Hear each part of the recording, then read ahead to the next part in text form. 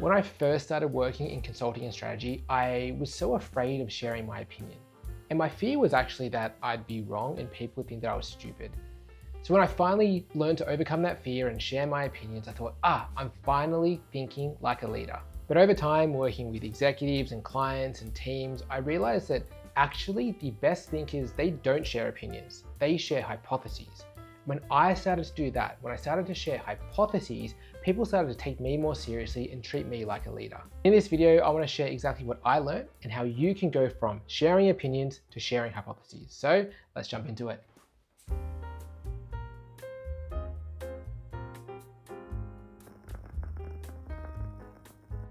Okay, so let's talk about opinions versus hypotheses. Now, opinions, they are easy to form, they feel productive, they are very decisive, and they often actually are backed by logic. So what exactly is wrong with them?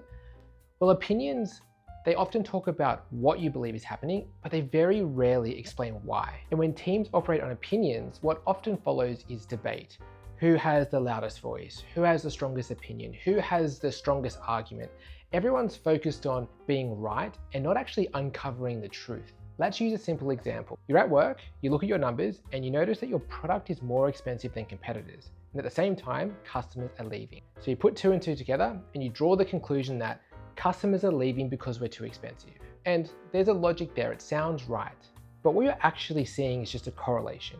And it may be true, price and churn are moving together, but it doesn't necessarily mean that one is causing the other. So for example, maybe the most price sensitive customers were never a good fit, or maybe churn is driven by something else like onboarding friction, or maybe your highest paying customers are actually the most loyal. But you'll never really know because an opinion stops at the surface level and never really tests if these things are true. So what do you do instead? Let me show you. Okay, so we know that opinions are not great because they stop at the surface level and they don't actually test anything. So what we should do instead is form hypotheses. A hypothesis is not a guess, it's not an opinion, it's actually a testable statement of what you expect to see if your assumptions are true. So instead of saying we're losing customers because we're expensive, you say if price is the reason for churn, then customers paying the highest price should be leaving the fastest. And with that reframing, something changes. Your statement becomes specific, measurable, and testable. And look, I teach training programs on executive thinking and communication. So let's talk a little bit about what executives want. Executives don't want opinions in meetings. They don't want you to say, this is what I think.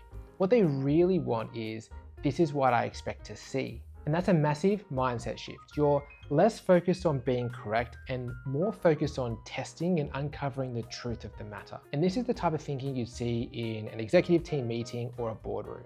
But how exactly do you form these hypotheses? What structure or form do they take? Well, let's jump back into the office and I'll show you. All right, well, hopefully you agree with the premise that speaking in terms of hypotheses is better than speaking in terms of opinions. So the next question is, how exactly do you do it? Well, the simplest way that I know how to do it is to change every I think statement into an if-then statement. So instead of saying, I think our content quality is declining, you say, if content quality is the issue, then our highest effort videos should outperform low effort ones on retention and watch time. I know this sounds very simple, but the if-then statement really does do a lot of heavy lifting. It brings out the assumptions you're making, it defines the outcome you expect to see, and it communicates exactly how you would test it. And because of that, you're no longer guessing, you're now predicting, and that's exactly what executives want. So one quick rule of thumb that I give everybody who joins my training programs is, if your statement isn't explicitly testable, it's not a hypothesis, it's an opinion, and good thinkers steer clear of opinions. And by the way, this is a completely new format for me. I'm trying to bring a bit of personality and creativity to these videos.